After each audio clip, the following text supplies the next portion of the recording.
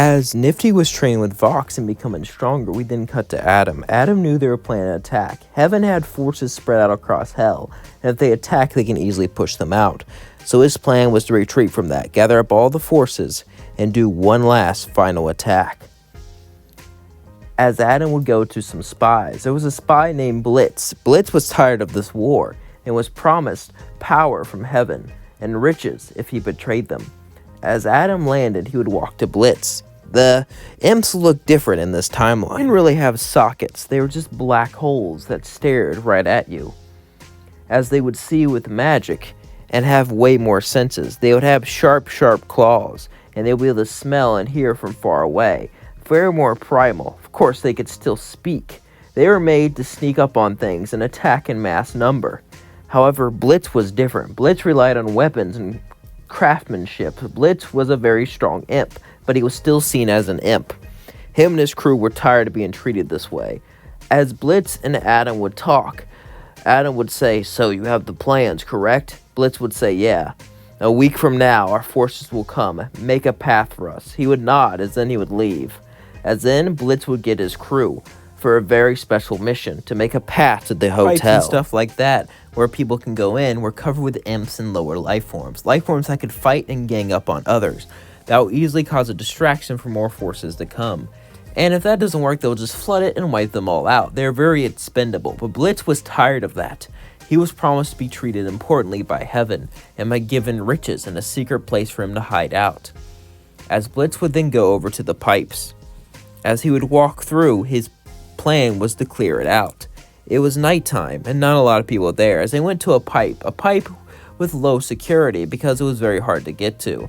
As Blitz got there, the other imps would look at Blitz.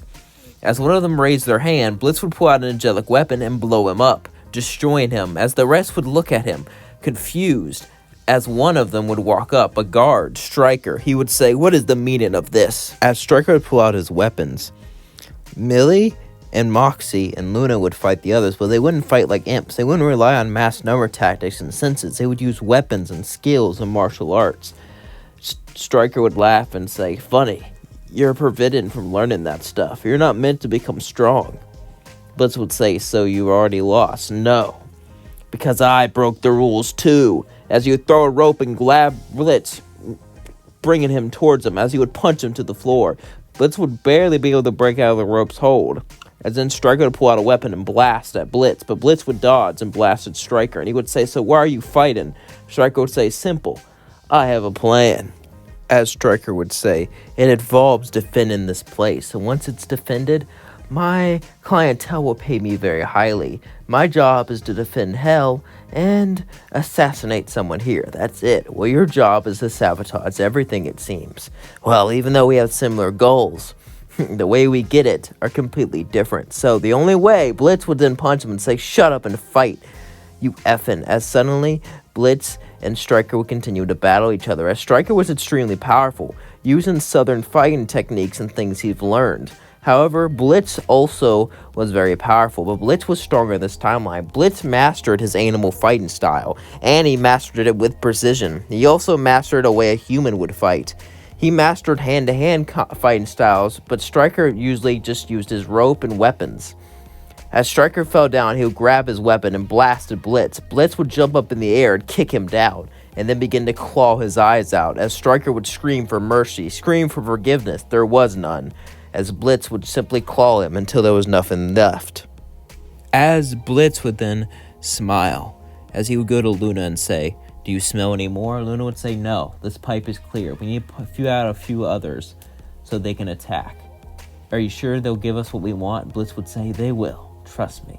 I always have a plan," Blitz would say as he smirked. As then, we cut to Angel. As Angel was sitting down reading a book, suddenly, Val would go to him.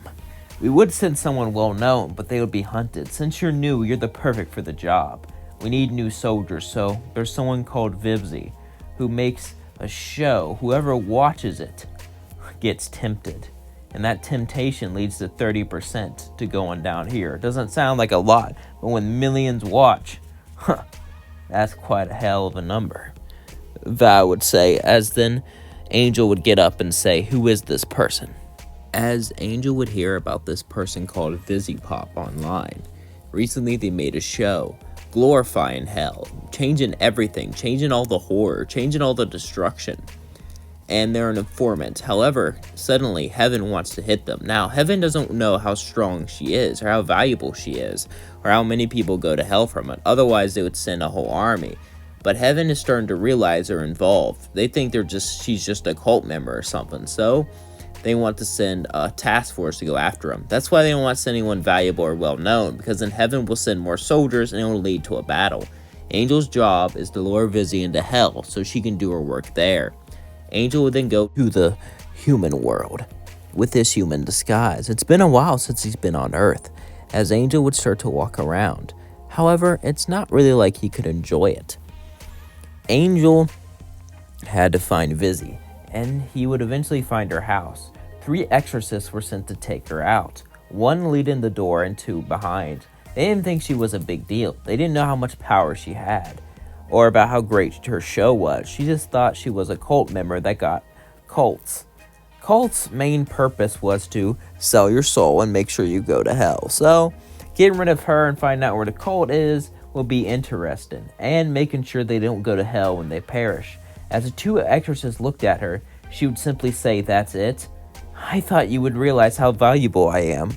As one of the exorcists would say, "Shut up," Vizzy would pull out a weapon and blast them too. It was an angelic weapon, a blaster. As the 3rd exorcist would start to run in, Angel would run in and blast it. And Vizzy would say, "Only 3? Pathetic." Angel would say, "I'm here to send you to hell, but we need you to stay alive so you can go to Earth for meet and greets and stuff like that." He would say, "Yes, yes, whatever." As Angel and Vizzy would walk through the portal, he would say, "So why did you join up with hell?" "I didn't. I just wanted to make an entertaining show. But then hell took advantage of it, tainted it. After that, I stopped caring." As Angel would say, "Damn, she's a badass." As Angel would take Vizzy back to the hotel, she would sit there, well protected now. As the hotel was their biggest base of operations, but it was hidden. There was many hotels where people were turned into sinners, but this was the biggest one. Of course, Heaven didn't really know that, or so they thought. Little did they know is Heaven knew more than they thought. As all this was going on, we cut to Alistair. Alistair and Vox would be walking around, and Alistair would say, "I can feel it. A big battle is coming." Vox would say, "Yeah, every day we fight off exorcists. Every day we lose more numbers. But they are the invaders, so we have the advantage. We can always replenish faster than them down here. So it seems like we'll push them out soon, unless they try something bold. Unless they take us where it hurts. They wipe out where we redeem. Where we turn those into sinners." Alistair would say, yes, but since you and I haven't always got along, why not a quick sparring match before this battle? Vox would then look at Alistair and laugh. "Last time I won, Alistair would say, "Barely. You only won because I didn't see that electric pole you used to blast your electricity. You almost perished." Vox would say, "You almost did too." As then they got ready to fight, as Alistair would turn giant and Vox would shoot electricity. Vox would use his powers to knock Alistair down and throw him around like a rag doll, but Alistair would put his tentacles through the ground, and as they pushed through and punched, Vox sent him flying. As they flew in the air and began to beat each other up with everything they had, Alistair would use his size and tentacles, while Vox would use electricity and agility, until they both fell to the floor, almost passed out as they laughed at each other. They were not enemies, but comrades. Comrades ready to fight. Comrades ready to prove themselves. And comrades ready to push themselves against Heaven in this massive war. And that is where we're going to leave things off. Don't forget to like, comment, subscribe, and share with all your friends. Hope you all enjoyed this video. I know I did. It was a good video to make. Definitely fun to watch. And just overall really enjoyable. I kind of want to make this, a series weekly. I think that's a good compromise. Anytime I make a series, I kind of want to finish it, which is the opposite of what you're supposed to do as a YouTuber, because you're supposed to keep going only if people want it, you know what I mean? And also, with What Ifs, there's a huge problem. If the show doesn't have more seasons, then you gotta stop. And that show might get canceled. It might take years to make more. So, That's also why a lot of what ifs, especially anime what ifs, don't really finish their series, except for Dragon Ball, because Dragon Ball is big as crap, and there's tons and tons of content you can work with. When I did Dragon Ball content, I would always just end off the Tournament of Power, because that's just so much. I mean, I could keep going to manga, but after that, I'm just like, what am I even doing? You know what I mean? Speaking of which, after this series, I would do a Dragon Ball series. It's been a very long time. I wonder if my old audience will come back, because I actually got quite a few hate comments when I started changing to Hazbin. I mean, I was like, and every time I think the same answer, I'm like, it gets more views, and I want to grow my channel, you know what I mean? And they were always like, heck no one's gonna watch this video, or something like that, or I used to respect you, man. I'm like, what? You lost respect for me because I posted a video about a show you didn't like? I mean, really? It's kind of a stretch. I mean, I'm not your mom, you know, I don't control what you do. I'm not your dad, I'm not your mom or anything, but like, really? That's okay.